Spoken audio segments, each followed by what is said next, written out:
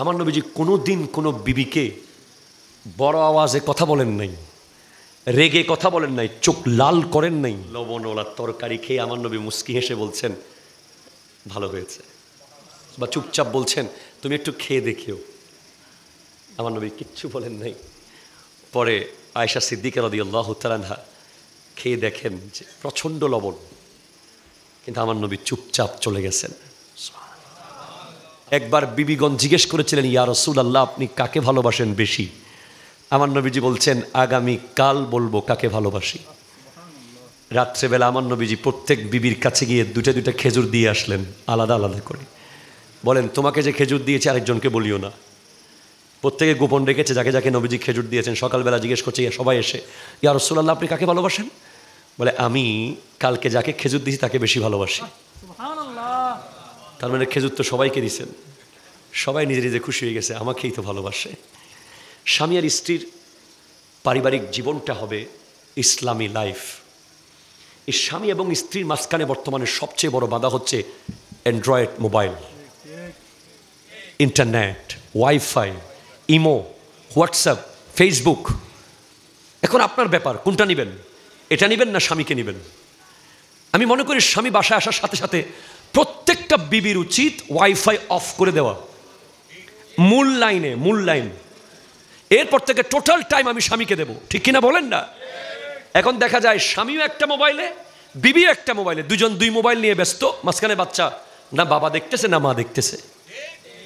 এবং ইন্টারনেট থেকে দেখে দেখে অনেক সময় মা বোনেরা ইন্ডিয়ান সিরিয়াল দেখে দেখে ইন্টারনেটের অনেক কিছু দেখে তারা প্রভাবিত হয়, স্বামীর সাথে তর্ক করতে সাহস করে।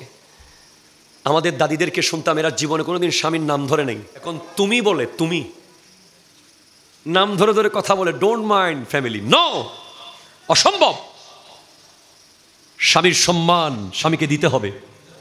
হ্যাঁ, যারা প্রেম করে বিয়ে করেছে বাপ মাকে না জানাইয়া, তাদের স্বামী স্ত্রীর সম্মান আর কি, সম্মান তো বিয়ের আগে হারাই ফেলাইছে, ঠিক কিনা কথা জোরে বলেন না? যারা বাবা মাকে না জানিয়ে অবাধ্য হয়ে বিয়ে করবে, এরা বিয়ের পরে 3টা কষ্টে ভুগবে।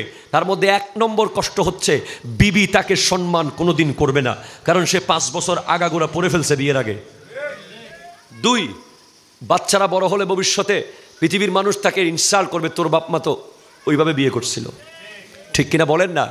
3, আজীবন বাবা মার বদদোয়া থাকবে ওখানে, কারণ বাবা মা নিজের মনের মতো করে শাদী করাতে পারে নাই। সেজন্য যারা নিজের মনের মতো না করে বাপ মার ইচ্ছা মতো করবে, ওই নারী তো কালিমা পড়ে ঘরে এসেছে, কোরআন সুন্নাহ হতে এসেছে, সে নতুন, তুমিও নতুন।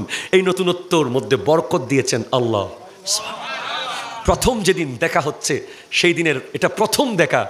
আগে যেটা দেখা হয়েছিল প্রেম করে যার সাথে বিয়ে করেছো তার সাথে প্রথম দেখা হয়েছে জেনা ব্যভিচারের মাধ্যমে, হয়তো চোখের জেনা অথবা কলবের জেনা অথবা মুখের জেনা, ঠিক কিনা কথা বলেন না? কিন্তু বিয়ের সময় কালিমার মাধ্যমে যেই নারীর তোমার প্রথম দেখা হচ্ছে, ওখানে তুমি যখন তোমার বিবির সাথে দেখা করতে যাচ্ছ, তোমার বিবি যখন তোমার সাথে দেখা করতে আসতেছে, আল্লাহর ফেরেশতারা রহমতের বাড়ি বর্ষণ করছে। পৃথিবী খুশি হয়ে গেছে, একটা বৈধ আল্লাহওয়ালা নেককার সম্পর্ক তৈরি হচ্ছে। সেজন্য আমার যুবক ভাইদেরকে বলবো, বিয়ের আগে কোনোভাবেই রিলেশন করবেন না বেগানার সাথে, কোনোভাবে না। এটা থেকে অনেক দূরে থাকবেন, বাবা মার উপর ছেড়ে দেবেন। আপনি মাস্টার্স পড়েছেন, MBA করেছেন, PhD করেছেন, বিয়েটা বাপ মার ইচ্ছাই করতে পারেন না, তাহলে আপনি জীবনের সবচেয়ে বড় একটা সার্টিফিকেটে ফেল করেছেন।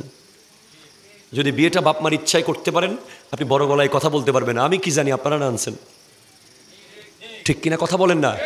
ও যদি রানী এলিজাবেথ হয়, যদি আপনি প্রেম করে আনেন, তাহলে সে মিস্টেক করলেই, ভুল করলেই বলবে বাপ মা।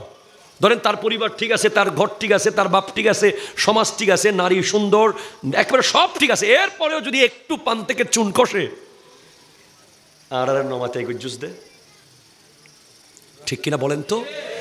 সেজন্য সতর্কতা অবলম্বন করুন।